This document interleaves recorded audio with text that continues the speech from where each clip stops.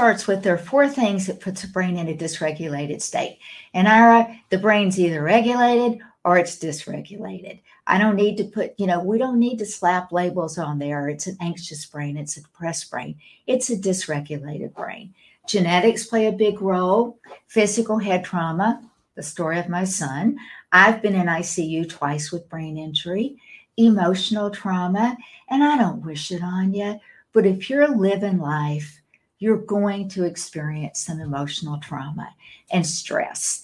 And after COVID-19, we have all met stress in a whole new way.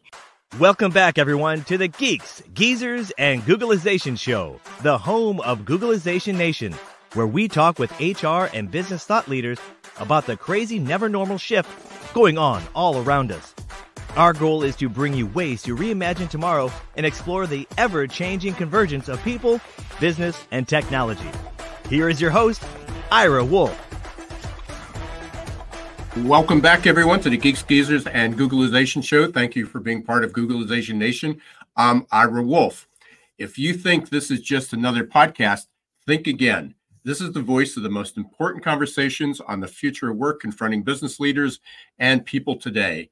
Our goal is to bring you ways to reimagine tomorrow and explore the ever-changing convergence of business, technology, and people.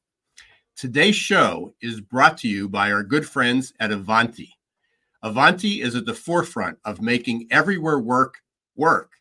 Its innovative IT solutions help find, heal, and protect every device everywhere automatically, so employees can work better from anywhere. The ISS Summit, the Ivanti Solution Summit, is coming up on April 9th to the 12th in Texas, right in our guest backyard.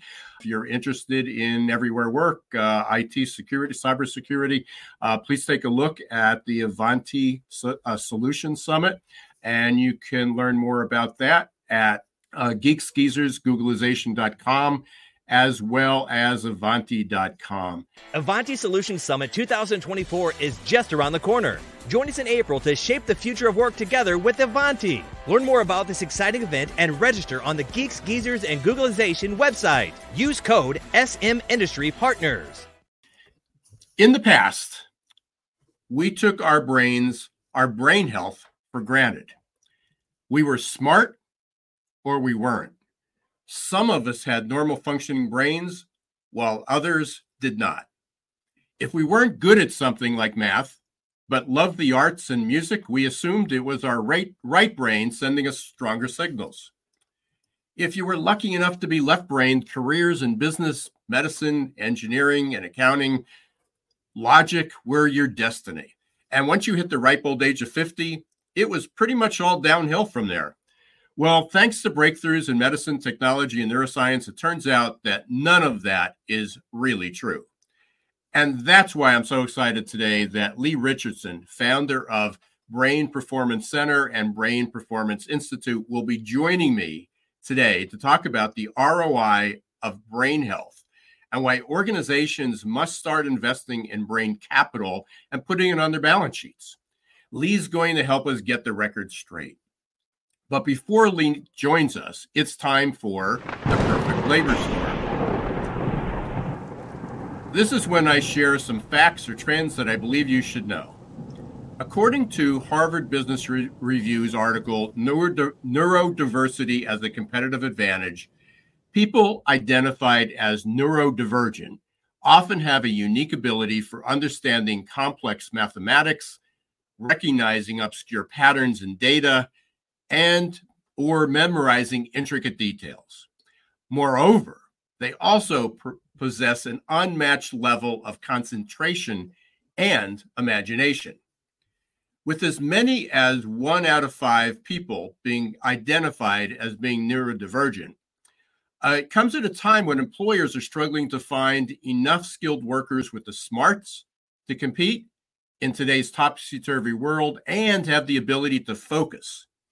Neurodivergent workers have those exact skills employers are seeking. And yet, the unemployment rate for neurodivergent individuals in the U.S.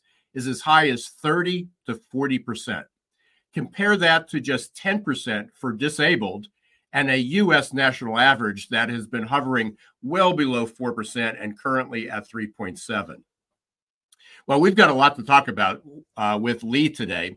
So who is Leigh Richardson? I met Leigh just a few months ago at the Wharton Neuroscience Summit in Philadelphia. Leigh studied human behavior for over 30 years. Her initial focus was on organizational behavior, but she shifted to human behavior in 2003 after her son had a traumatic brain injury. Leigh became board certified in neurofeedback in 2005, interning and working with a neurologist. She founded the Brain Performance Center in 2009, and utilizing that experience, her MBA and counseling degrees and board certifications, she offers state-of-the-art solutions for brain problems, working with individuals with anxiety, depression, ADHD, autism, traumatic brain injuries, and PTSD. She founded the Brain Performance Institute and in 2021. Let's get a big, warm welcome, Googleization welcome for Leigh Richardson. Hey, welcome, Leigh. Thanks for having me, Ira. Good to see you. Just a couple weeks ago, I was on your show. I know. Similar, how I'm approaching the new world, the neuroscience and future of work. So excited to have you here, for sure. Well, we both like talking about the same things, that's for sure. Yeah, absolutely. So let's start out here. It's always fascinating to hear why and how our guests got interested in what they do, and also not only interested but passionate about what you do, committing your life to it. So you've had a few personal experiences that shifted your journey. I mentioned in the intro that you shifted from organizational to human behavior. Tell us a little bit about that. Well, it was interesting, Ira, because in the second grade, I have twin boys. The second grade, one got hit by a car. The other one watched it. I wasn't sure who I was more worried about. And we went to the emergency room. He never lost consciousness, and we got through it. At that point in time, I owned my own human resource consulting business. And by the time he's in fifth grade, I come home from work one day and Mom, sit down. I got to talk to you. Okay.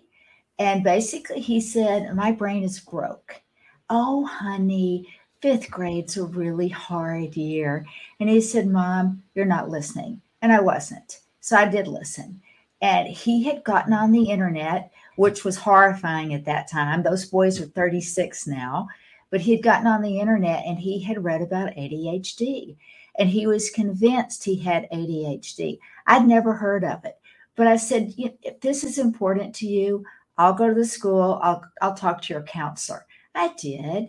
And the counselor said, your son didn't have ADHD. Your son's never failed anything. Your son's never been a behavior problem. Your son's lazy. And I said, okay, but my son wants help. How can I help him? And she suggested that I put him on Ritalin. My response to that, and there's nothing wrong with a pharmaceutical product, if that's what you believe is your solution, wasn't for me. My response to that was, why would I give my kid speed when you just told me there's nothing wrong with him? So that's what started my search. And I made up my mind that I was going to find an answer. And it was a friend that was a chiropractor that about 6 months after I started looking, called me one day and she's like, I've got something you need to check out. And from there, it's just been, technology has been amazing. What we can do, how we can do it, if we can just calm that brain down, if we can kick into that autonomic nervous system and get that parasympathetic and sympathetic in a state of balance, then we can quit riding that roller coaster, that fight, flight, or freeze, and we all ride it at some point. I shared, Leigh, in the Perfect Labor Storm segment that there's as many as 1 out of 5 people out of our population, and I assume that's worldwide, but especially in the U.S., that can be classified as neurodivergent or having some type of, I would say, abnormal brain health, but it's actually normal brain health when it's 1 out of 5 people are afflicted. Can you define neurodivergence? Because I know people, talk about ADHD, and a lot of our listeners are probably familiar with that, either from personal experience or as employers or managers or parents or individuals. But neurodivergence covers a lot. There's a lot of disorders. And when you put them all in that one bucket, it impacts a lot of people. Well, thank you, Ira. I love the way that you're defining neurodivergent, because technically a neurodivergent brain is a brain that processes information differently. Certainly the ADHD, the autism, dyslexia. And the sad thing is that's affecting the future of work. I can remember back in 2004, when I started working with ADHD kids and autistic kids, and we really believed that they were going to outgrow it. By the time that their brain got fully developed, mid to late 20s, that would be a thing of the past. Well, guess what? They didn't outgrow it. And it's left a lot of people in a state of flux. But I agree with you. I don't think there's a neurotypical brain out there.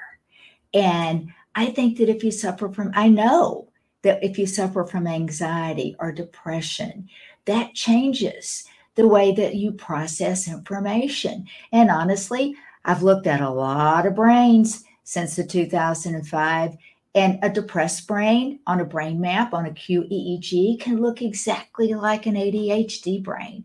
And what I've learned is which came first, the chicken or the egg, the emotional dysregulation or the cognitive dysregulation.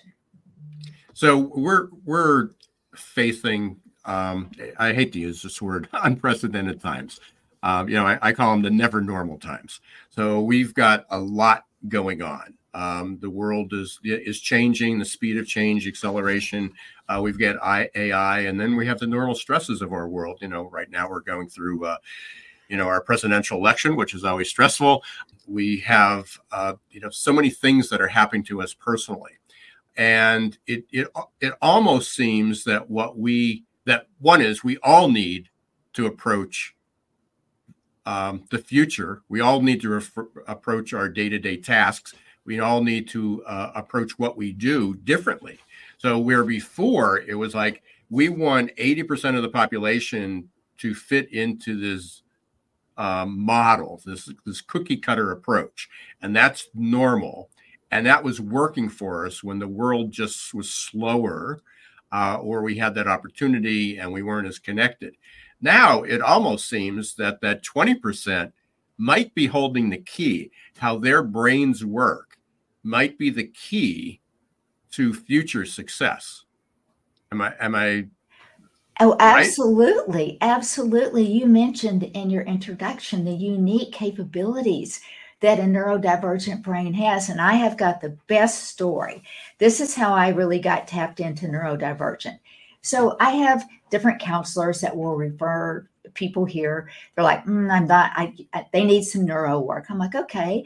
So one gentleman came in and he had done about 10 sessions, and I could see, and he was an autistic, he was on the spectrum, but so much more engaged, so would come in and just make chit chat. And so one day he was leaving and I said, oh, every time he came, he was either coming from work or going to work at different times of the day. I said, oh, are you off to work? And he said, yeah, I am. I said, I don't have any idea what you do. And he got this horrific look on his face and he said, Miss Leigh, I don't think I should tell you that. And I said, oh, okay. I said, well, you know that I run this business under the license of a counselor.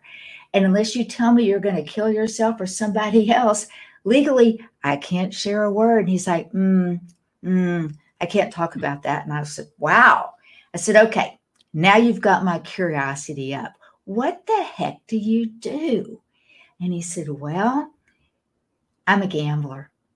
And he immediately looked down. He said, but Miss Leigh, I don't lie, I don't cheat, I don't steal. I said, of course you don't. You've got excellent pattern recognition. And he's like, yeah, I play the slots. And that's what really tipped my brain. Wow. And made me start to, you better understand. I thought, it's a shame those casinos don't tap into that power and hire him, because he is, but his comments, Miss Leigh, I don't lie, I don't cheat, I don't steal. And that's because I think of the way he's been treated all of his life, because his brain works differently. My response to that, I was like, of course you don't. How many people in that neurodivergent spiral get that response? Or do they get the stink eye? Yeah. Oh, absolutely. They even ostracized, or they can't do that work. They don't fit into around here. But it's really interesting, as you were talking, is that you brought up engagement.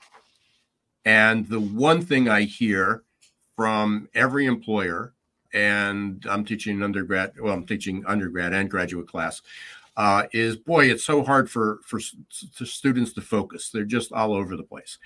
And yet the population that, or what they're looking for, is employers exclude them when they're looking for people who can focus and be engaged.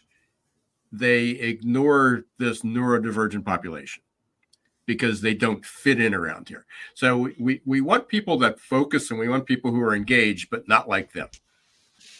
I don't know what I'm missing, but it's something in there. But if we, and let's broaden this beyond the neurodivergence, and talk about,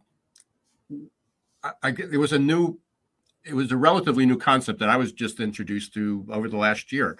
So I went through, how I got through Wharton was through their executive program, and there was a certificate program on neurodivergence, how it helps get better business results. Fascinating. And then had the opportunity at the summit to meet you, but the focus was on brain capital.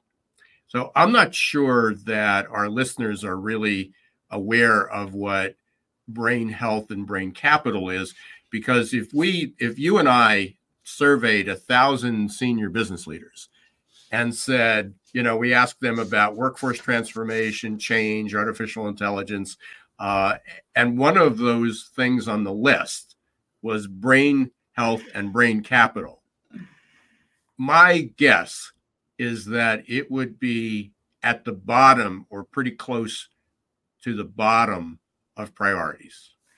And I second that guess. And that's how the Brain Performance Institute emerged. The Brain Performance Center, I've worked with just individuals, but a lot of those individuals owned businesses.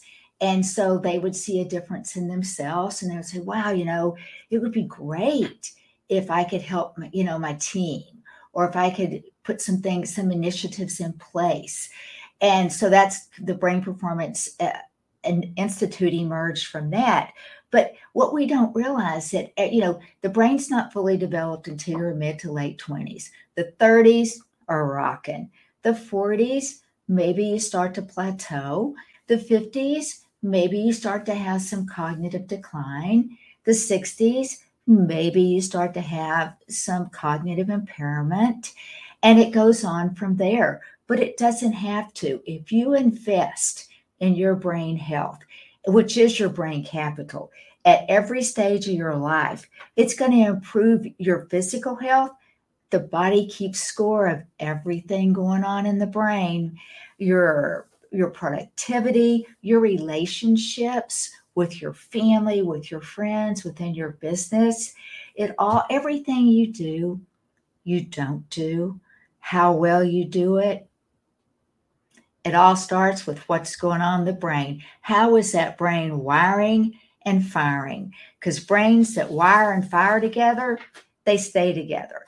Have you ever met somebody, Ira, and when I immediately met you, I was like, ooh, friend, not foe. And I felt that, in my brain. But you'll notice I've worked with some teams, and I can watch the way they come in and they'll seat themselves around a table. And there'll be those that I can tell, okay, they're going to have a hard time speaking up. They don't feel like they want to be heard. And it's because of that, going back to what you said, it's because of that human connection. Human connection is engagement. And engagement isn't just all about being nice. Yeah, oh, absolutely. So let's talk about how is neuroscience help? Because you obviously have a background in counseling and psychology, and you're working with, helping with organizational behavior, and that was about changing people's behavior within organizations. But then really focusing on the individual. So over the last 20 years, I mean, you learned a lot about this with your son, ADHD, but kind of on a more general approach. I mean, talking about it's not just brain health for a neurodivergent population or for people over 60 or 70 that have dementia or Alzheimer's or that is how this has become universal. What's happening? What is happening? How is the approach change? What could people do to be able to maintain or improve their brain health? Well, it really starts with there are 4 things that puts a brain in a dysregulated state. And Ira, the brain's either regulated or it's dysregulated. I don't need to put, we don't need to slap labels on there. It's an anxious brain. It's a depressed brain. It's a dysregulated brain. Genetics play a big role. Physical head trauma, the story of my son. I've been in ICU twice with brain injury. Emotional trauma, and I don't wish it on you, but if you're living life, you're going to experience some emotional trauma and stress. And after COVID-19, we have all met stress in a whole new way. And what people can do about it is stop. Use your self-awareness. I think a lot of times we stick our head in the sand. And I'll tell people the most powerful thing you have are your senses. Situational awareness. I just completed my dissertation, and situational awareness was one of the factors that I used to look at decision-making in a crisis situation. And people say, well, what do you mean by situational awareness? Read the room, walk in, who's standing like this? Who's inviting? Who's engaging? And it's just using, what do you see? What do you hear? What do you smell? What do you feel? All of those. Get in touch with how your brain's working. Neuroplasticity is, in the last 10 years, has really become a buzzword. And the good news about neuroplasticity is we can all work on it. And one of the hardest things I ever did to increase my neuroplasticity was about 2 months ago. I'm like, okay, I got 1 month left on this dissertation. I'm a right-handed. I'm going to start using my left hand to work my mouth. Oh, that was so much harder than I thought it was going to be, because I was having the whole sensory motor strip, that the hand integration, the eye-hand integration, all of that's going on in the brain. And I had to learn new things. And when you learn new things, you're creating neuroplasticity in your brain. Yeah, that's so interesting, because in the class Innovation and Entrepreneurship that I'm teaching, we talked a little bit about that, not necessarily bringing up the topic of neuroscience, but about changing behaviors. How do you overcome fear? How do you, we got undergrads, they're 18 to, well, most of them are 18 to 21. And we're talking about taking risk, that they're investing in a career. And the thing before is, how do we create this certain future? And it was go get a degree, go to college, get a degree, you come out, and you had a lifetime you had a lifetime job. You got a job in a good company, you climbed the ladder, and that was your success. Or you went to professional school like I had done, and you were set for life. And that's just not the case anymore. So now you have, hey, we're here, and I'm telling them, as some of them are freshmen and sophomore, first and second year, by the time you graduate, some of what you learned will be wrong. Some of the skills you have may not be as needed as before, which isn't that degree of certainty that they're seeking. So many of them were athletes, and many of them shared the experience, not necessarily associating with what they were doing with why they were there, is that one of them had a bad knee injury, and she played field hockey or lacrosse and also track and field, and she was a runner. And she had to learn how to run differently because she realized that although she got a scholarship for this, she was doing it incorrectly, and she started to get injury after injury physically. We had another one that had an injury to a shoulder and had to rehab it, and in the meantime learned to reinforce, I can't remember if it was right or left-handed, but whichever it was, the opposite side, and actually became ambidextrous in it must have been baseball, because he became bilateral. He was able to hit both ways, right? So he became more dexterous, ambidextrous in that regard. But we tend to disassociate that. That's like we learned physically how to do that differently, but it was controlled by our brain. Absolutely. And that's the hard part. It's because the brain has this philosophy, use it or lose it. If you stop using certain neural pathways over time, they will shut down. And because the brain puts off enough energy to light a small light bulb, and it takes every single bit of that to make all of this work. So if you're not using it, the brain's like, boop, I'll send it over here. It can be better used over here. And I think that comes with self-awareness, with becoming aware of what brain health is. It's, probably one of the most fun interviews I did on radio was when Elmo put out on social media, how's it going? And the response to that was incredible. People, all ages, opened their heart to Elmo. And basically what Elmo was saying, I thought, well, Elmo's really reinforcing what I say. Check in with yourself. Check in with yourself every day. How's it going today, Leigh? What do you need? Oh, I need to go to the gym. Or, you know what? I'm lonely. I need to have lunch with a friend. But check in with yourself. And we do not have the time for that. We are going to take a short break, but when we come back, I want to kind of gear this back to the workplace. So we've got a lot of employers here. We got both employers and employees. And, one of the biggest struggles that people have is what work's going to look like. Things are changing. Either the environment's for sure changing. The marketplace is changing. Companies are changing. There's a lot of uncertainty in the world.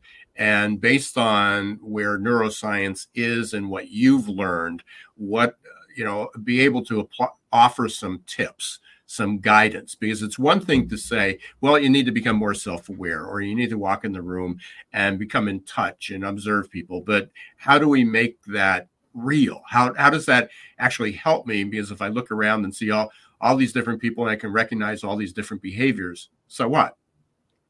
How does that relate? So we're going to take a really quick break. We will be back. We want to thank everybody for watching and listening to Geeks, Geezers, and Googlization. We've got Leigh Richardson on having a fascinating conversation about brain health and brain capital. And when we come back, we're going to try to wrap this bow on it about how do companies and individuals get an ROI? If they're going to invest and take the time to train this, what's the ROI on it? So we will be right back. Stay tuned. Are your employees feeling stuck and just showing up for a paycheck? Is your workforce working harder to get back to normal than adapting to the future? It's time to help them break their addiction to certainty and develop a growth mindset. Developed by one of the world's top-rated future of work thought leaders, AQ Plus Mindset is a powerful tool to help your employees embrace change, adapt faster, and grow on the job. Conveniently delivered to any smartphone or laptop and easy to digest 5 to 10-minute lessons.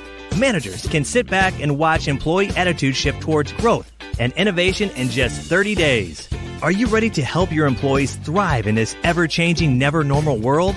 Encourage them to show more grit, resilience, adaptability, and unlock their potential? The journey to a growth-filled future starts with a growth mindset. Visit aqplusmindset.com or call 484-373-4300.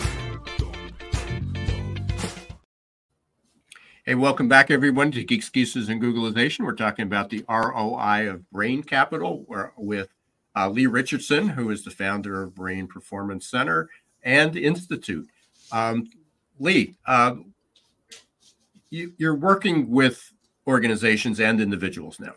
What are some of the Can you share a success story? I mean, what does it look like at the end? And then let's work back.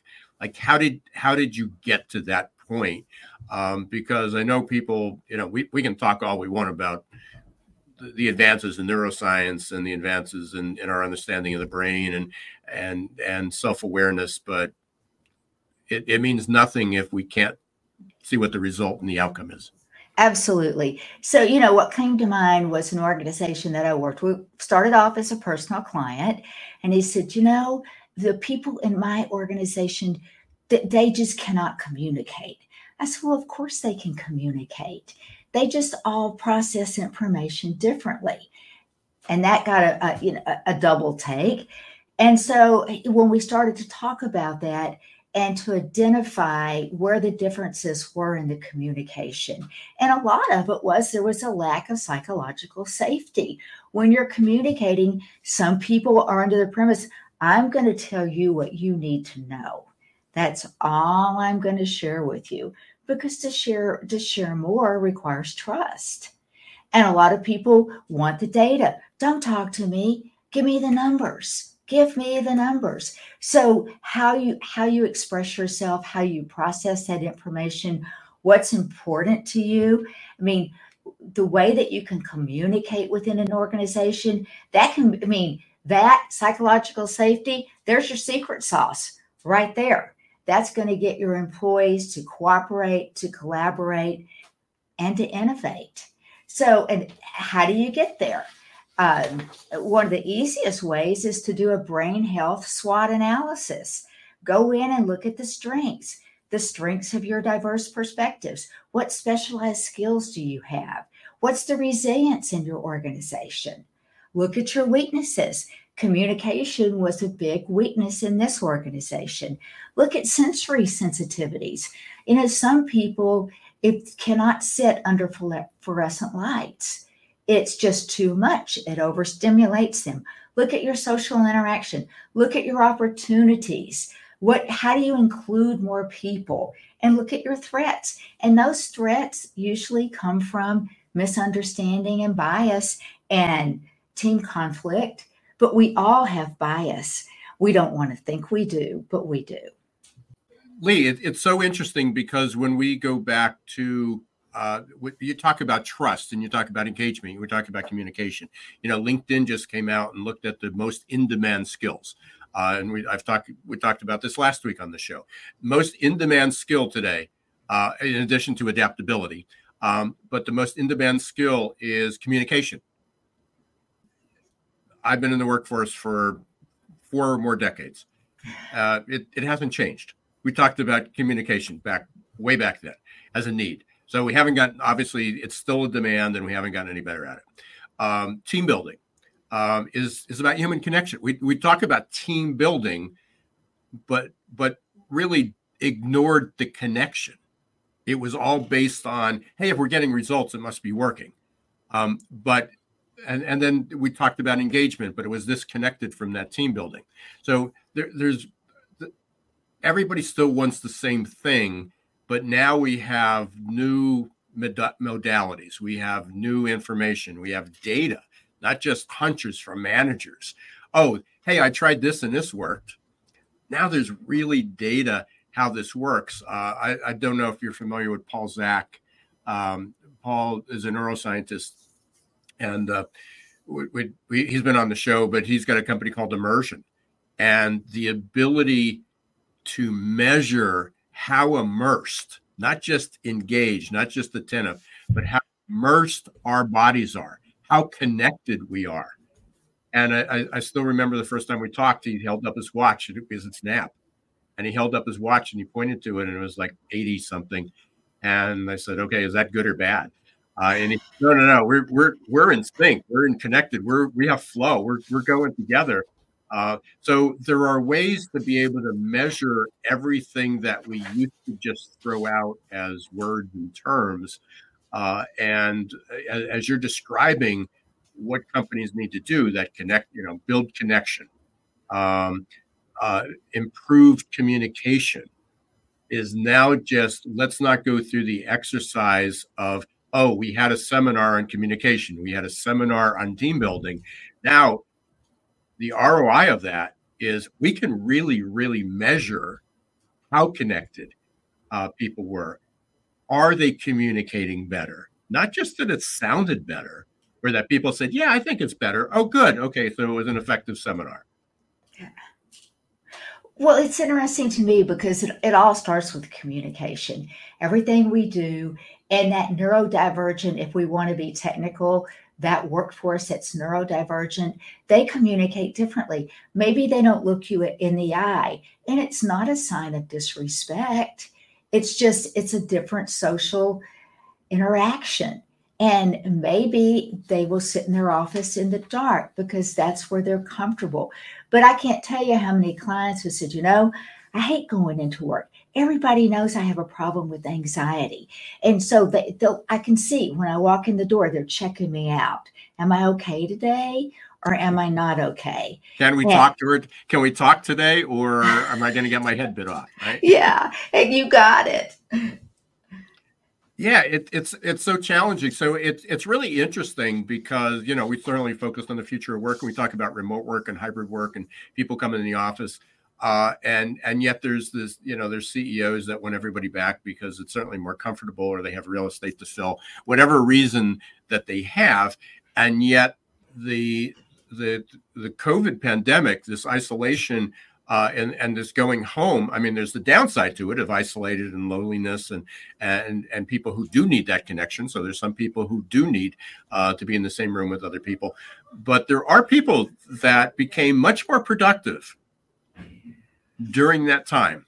And yet it's still going back to this blanket universal, let's bring people back to the office and put them under the fluorescent lights in open cubicles.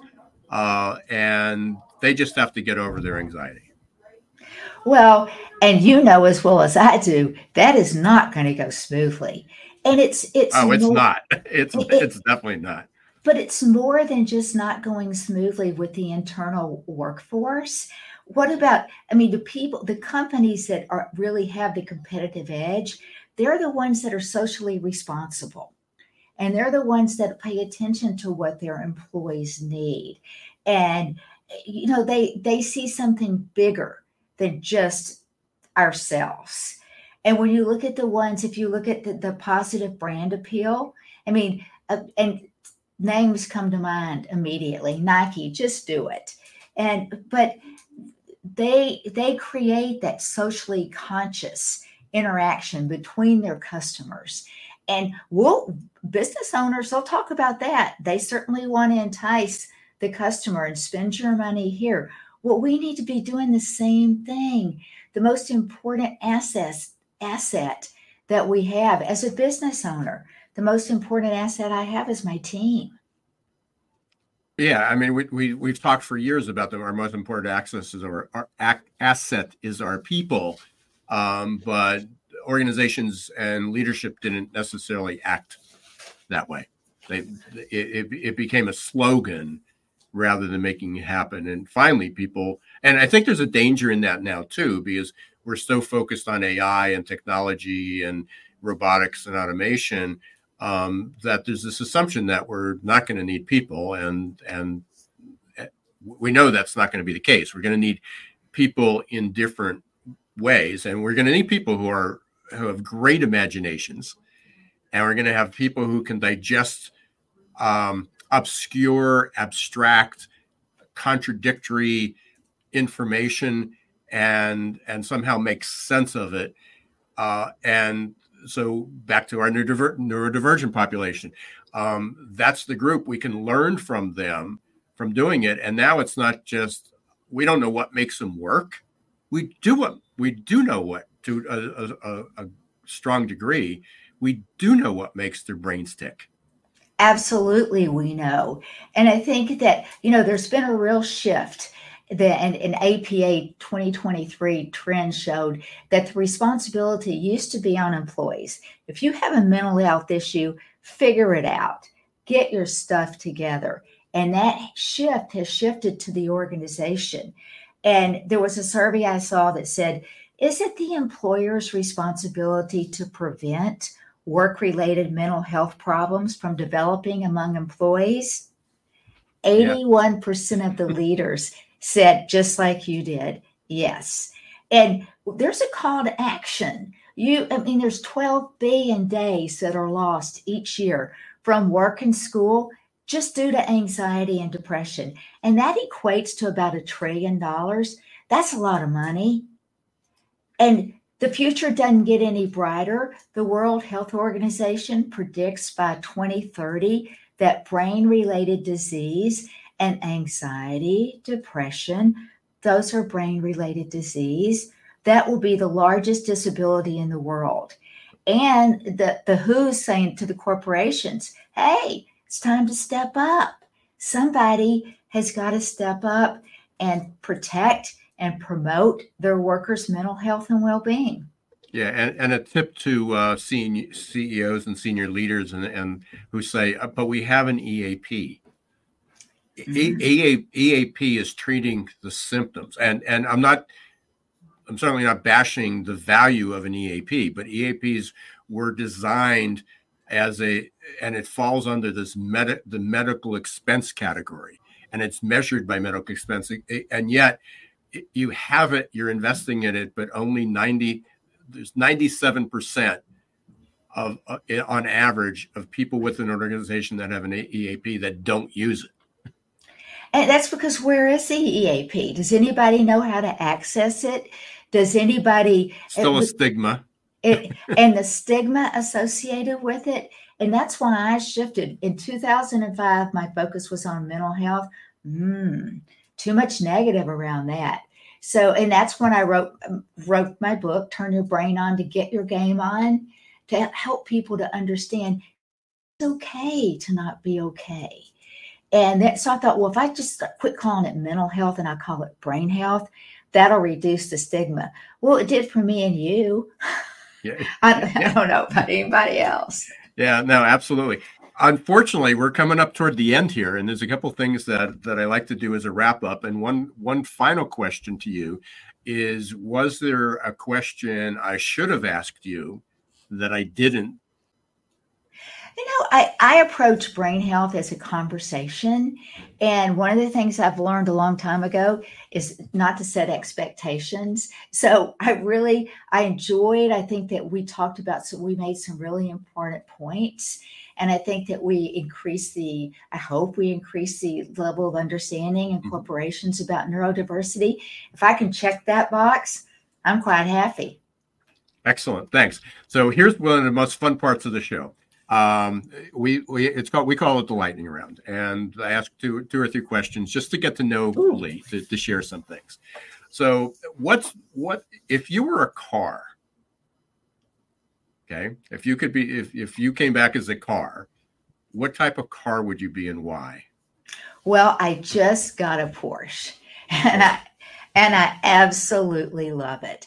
And why is because of the performance. I'll be the brand person here, but a Porsche is all about performance. And that's what, human performance, brain capital, it's all about performance. If there's one song or one band that comes to mind, that your go-to song or band, who is it?